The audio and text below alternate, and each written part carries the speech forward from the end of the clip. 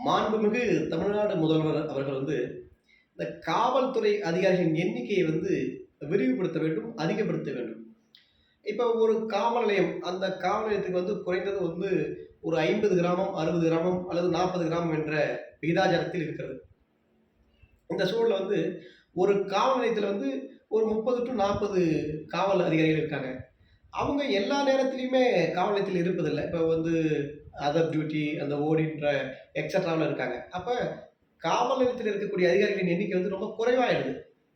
ஒரு 8 பேரு, 5 பேரு அல்லது 4 பேர வச்சு ஒரு காவல் நிலையம் எப்படி இயங்க முடியும்? இப்போ ஒரு 50 கிராமத்துல இங்க கிழக்கால ஒரு குற்றம் நடக்கும், மேற்கால ஒரு குற்றம் நடக்கும், வடக்கால ஒரு குற்றம் நடக்கும். அப்ப ஒரு குறிப்பிட்ட அதிகாரிகள் எப்படி எல்லாத்தையும் போக முடியும்? இப்போ ஒரு பாதிக்கப்பட்டவன் வரான். அந்த புகார வாங்குன அடுத்த நொடியிலேயே சம்பவ இடத்துக்கு போயிட்டாவே, அந்த குற்றம் மேலும் வீரியம் பெறாது. உடனே அது அமுங்கிடும். உடனடியா காவல் அதிகாரி பாவனைக்கு போச்சு அப்படின்ற ஒரு பயம் வரும். ஏன்னா இந்த காக்கி சட்டைக்கு ஒரு உச்சபட்சமான ஒரு உளவியல் இருக்கிறது. காக்கி சட்டையை பார்த்த உடனே மக்கள் ஒரு கட்டுக்குள் அடங்க வேண்டிய ஒரு பொது உளவியல் விட்டுருச்சு. அப்ப என்னன்னா, அந்த ஒரு புகார் தராங்க, புகார் தந்த அடுத்த நொடியே ஸ்பாட்டுக்கு போகணும். அப்ப காவல் அதிகாரி இருந்தா தானே அந்த ஸ்பாட்டுக்கு போக முடியும். ஆக இந்த குற்றம் நடைபெறுவதற்கு இதுவும் ஒரு விதமான காரணமாக இருக்கிறது. இப்ப அந்த ஒரு தொடர்ந்து ஒரு பிரச்சனை தொடர்ந்து வீரியம் பெறதுக்கு இது ஒரு காரணமா இருக்குது.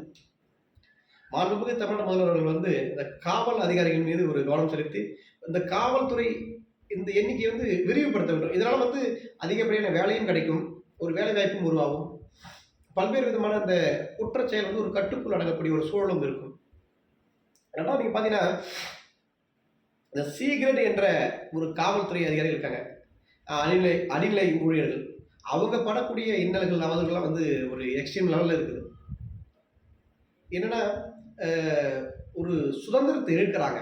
இழந்துறாங்க. ஒரு குடும்ப விஷயத்துல அவங்களுடைய சுதந்திரத்த இழந்துடுறாங்க. ஒரு நல்ல மனைவிய பார்த்துக்க முடியல, பிள்ளைய பார்த்துக்க முடியல. பல்வேறு வித இன்னல்கள் இருக்குது. நைட்ல தூங்கி நிக்காம படாரும் கால் வருதேன்னு ஓடுறாங்க. இதெல்லாம் குறைக்கணும் அப்படின்னா, சுயேட்சை முறையில காவல் அதிகாரியை நம்ம போடணும். இப்ப பகல் நேரம் ஒரு காவல்துறை டீமையோ, இரவு நேரத்துல ஒரு டீம் அப்படின்னா, ஒரு காவல் நிலையத்துக்கு ஒரு 2 எஸ்ஐ, பகல் முழுவதும் ஒரு எஸ்ஐ இரவு முழுவதும் ஒரு எஸ்ஐன்னும்போது, ஒரு முழு நேர பாதுகாப்பா இருப்பாங்க. அந்த வொர்க் பர்டன் குறையும். இப்ப பேட்சா இப்ப காலேஜ் இருக்குல்ல, டே காலேஜ், ஆஃப்டர்நூன் காலேஜ் இந்த மாரி. அதுபோல இப்படி பிரிக்கும்போது, எதிர்வரும் காலத்துல இப்படிலாம் செஞ்சா ஒரு நல்ல